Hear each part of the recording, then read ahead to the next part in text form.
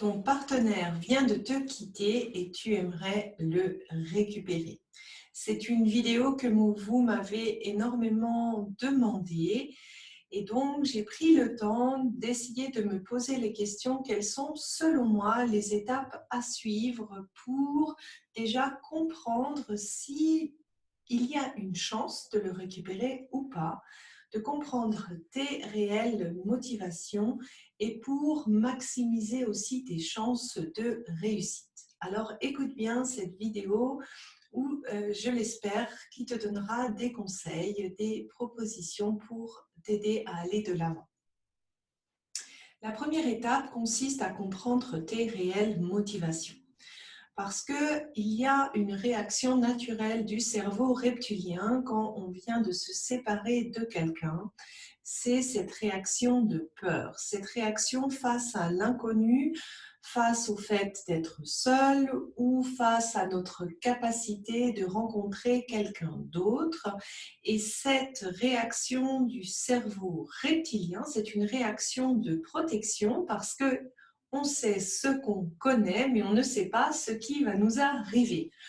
Et donc, c'était peut-être utile dans le cas de l'homme primitif, mais dans notre société actuelle, ça peut être relativement bloquant et surtout que ça là peut nous faire oublier les bonnes raisons pour lesquelles une séparation a eu lieu.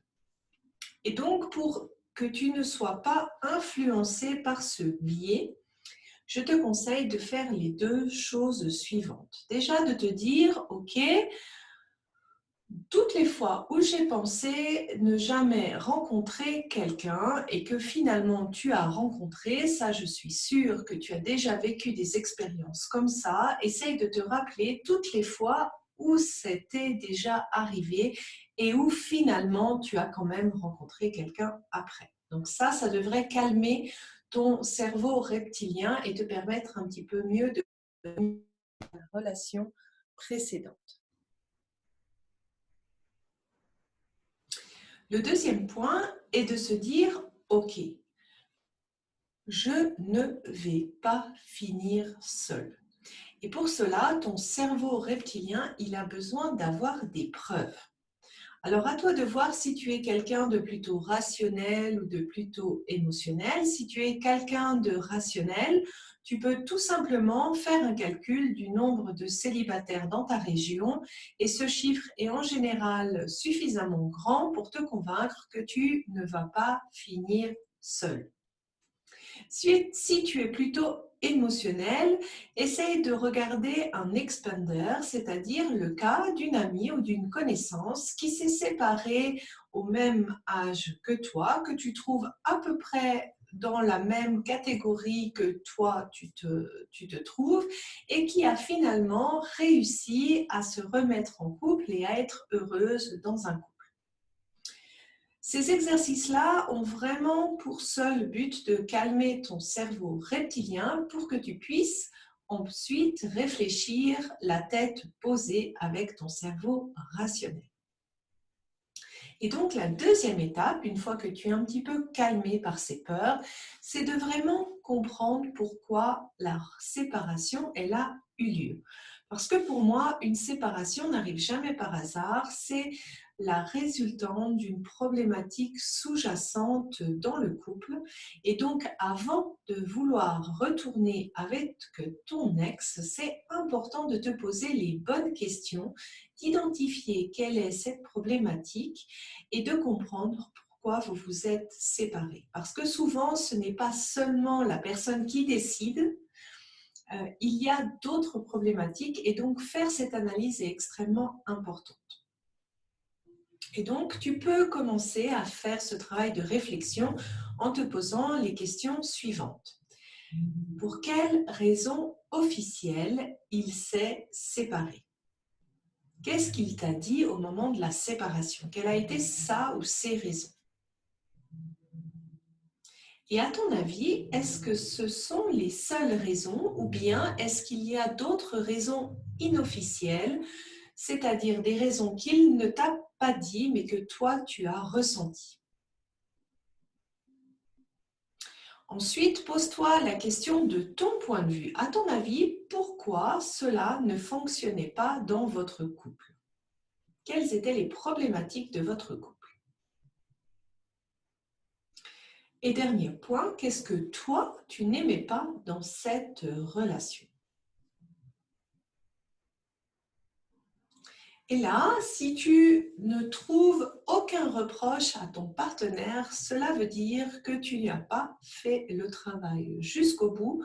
Refais l'exercice parce que forcément les torts sont toujours partagés.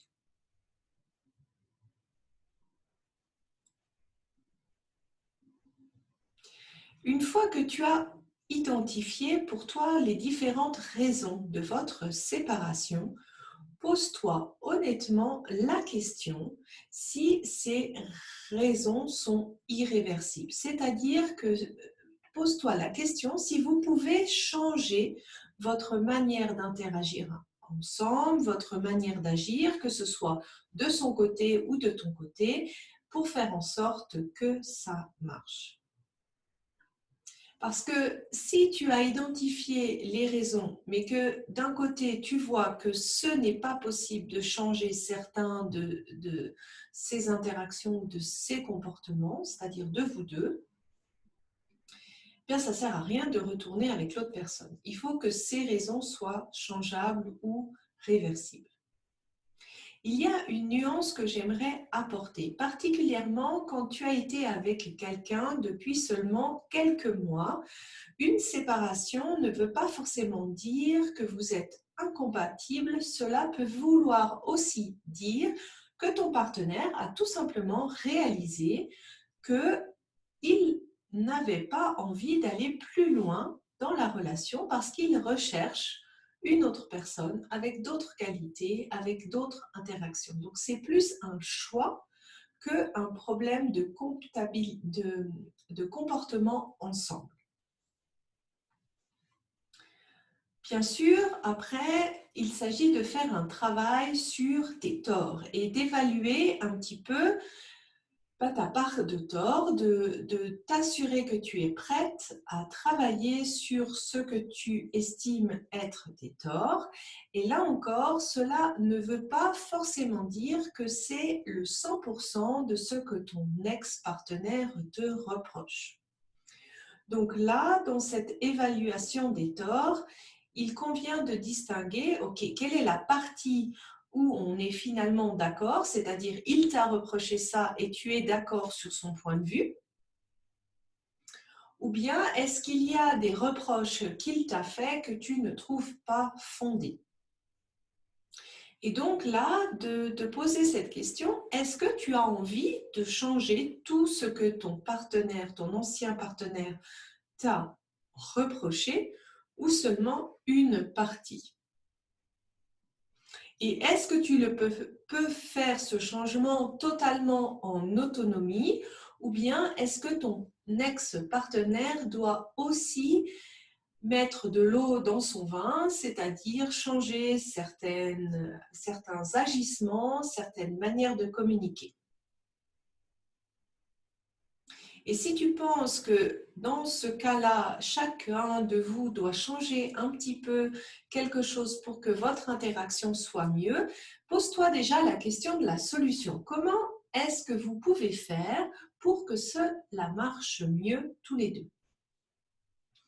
Je te prends l'exemple de la jalousie. Si ton ex-partenaire t'a quitté parce que tu étais trop jalouse, pose-toi la question si tu étais jalouse vraiment tout le temps et de manière exagérée et que ça vient peut-être de ton passé que tu répètes, ou bien si tu n'étais jalouse que dans des situations où ton partenaire était peut-être un petit peu ambigu.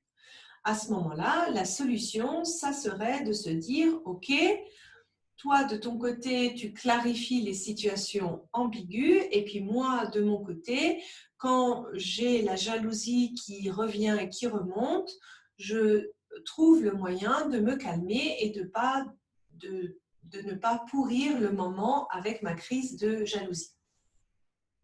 Donc là, il faut vraiment voir qu'est-ce qui est changeable ou qu'est-ce que tu veux changer sur ta part de tort.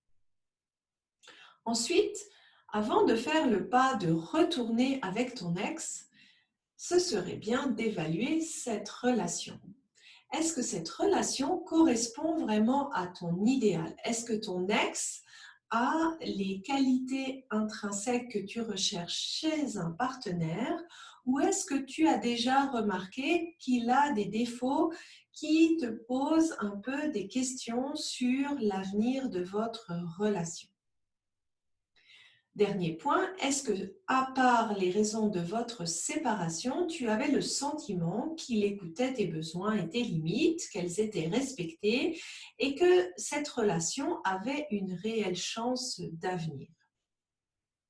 Parce que retourner avec son ex, c'est comme un double travail. Ça veut dire déjà de réparer, de soigner ce qui a été cassé et de reconstruire une relation sur de nouvelles bases avec deux personnes qui se connaissent déjà et qui ont donc déjà eu des habitudes ensemble.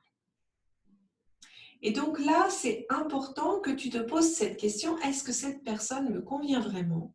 Est-ce que la relation a un vrai futur, un vrai avenir? Est-ce que je me sens respectée dans mes besoins et mes limites dans cette relation? Et si tu réponds un grand oui à tout cela, alors oui, cela vaut la peine d'aller récupérer ton ex. Si tu hésites ou réponds oui à certaines choses ou non à certaines choses, à ce moment-là, stop. Et là, il faudrait identifier pourquoi tu as cet automatisme de vouloir retourner avec ton ex en amour. Est-ce que tu veux récupérer ton ex parce que tu as tendance à t'accrocher à quelqu'un quand il te rejette? Est-ce que tu as tendance à rester avec quelqu'un même si tes besoins ne sont pas écoutés? Est-ce que tu fais tout cela par peur d'être abandonné ou trahi? Ou bien est-ce que tu as l'impression d'être dépendante en amour? Ou est-ce que tu as l'impression de devoir être parfaite pour être aimée? Parce que vouloir retourner avec une personne dans une relation qui ne t'épanouit pas, il y a une raison. Ce n'est pas un hasard et cette réponse, elle vient d'événements de ton passé. Si maintenant tu te dis non, écoute Sandy, cette relation, elle a vraiment des chances dans le futur, il respecte mes besoins et mes limites, il correspond à mon idéal en termes de partenaire, alors là maintenant tu es enfin prête pour retourner vers ton ex. Et la première étape consiste à retourner vers l'autre sincèrement. Si ton ex-partenaire a pris la décision de se séparer, c'est qu'il n'a pas vu d'autre solution que la séparation pour résoudre le problème.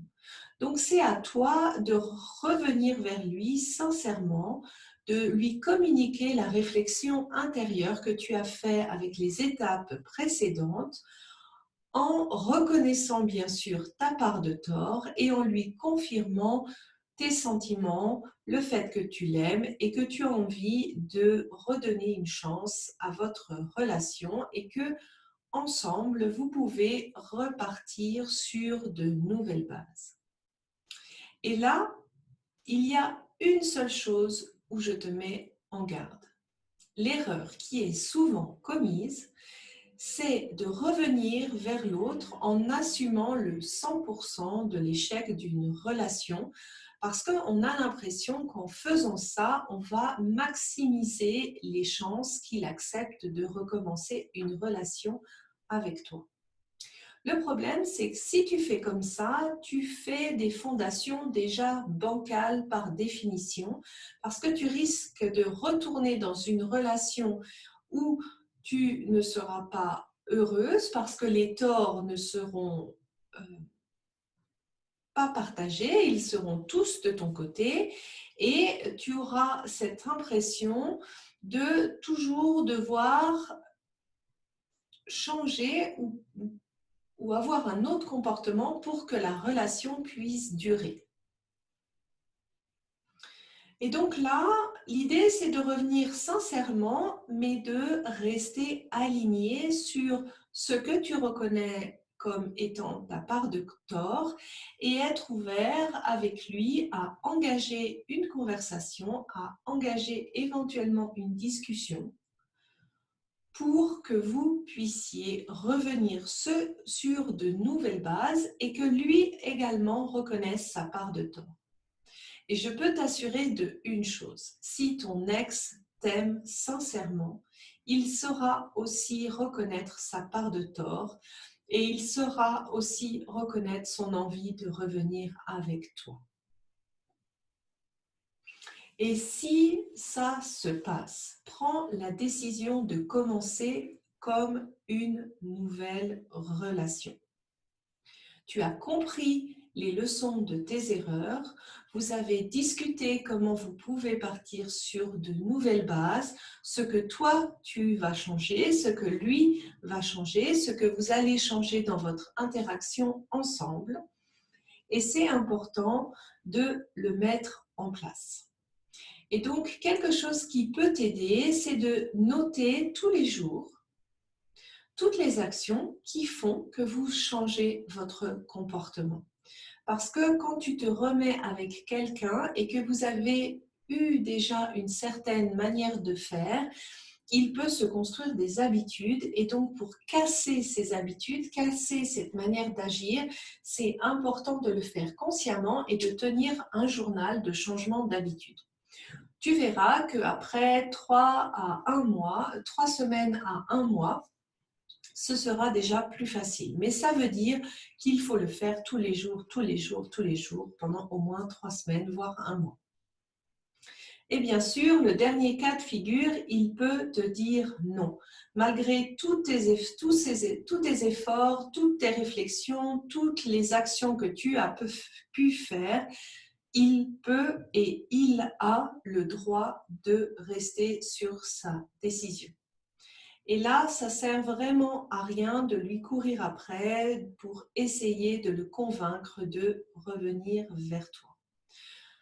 Par contre, sois fier de toi parce que en faisant ce geste jusqu'au bout, cela t'évitera de vivre dans les regrets en disant « et si j'avais pu sauver cette relation ?» Là au moins, tu es allé jusqu'au bout et tu verras que c'est beaucoup plus facile après de tourner la page, même si sur le moment, je comprends bien, c'est difficile. Et donc là, j'ai un article pour toi qui peut t'aider à faire le deuil, qui peut t'aider à passer vraiment ce cap pour tourner la page définitivement. Quand on est séparé, c'est également le moment idéal pour faire un travail sur soi, pour peut-être se faire accompagner pour faire ce travail de réflexion. Et c'est ce que je propose dans mes programmes de groupe, S'ouvrir à l'amour et être heureuse en couple. Et donc, je me réjouis éventuellement de t'accompagner si tu as envie de faire un bout de chemin de réflexion sur ta vie amoureuse avec moi. Belle journée!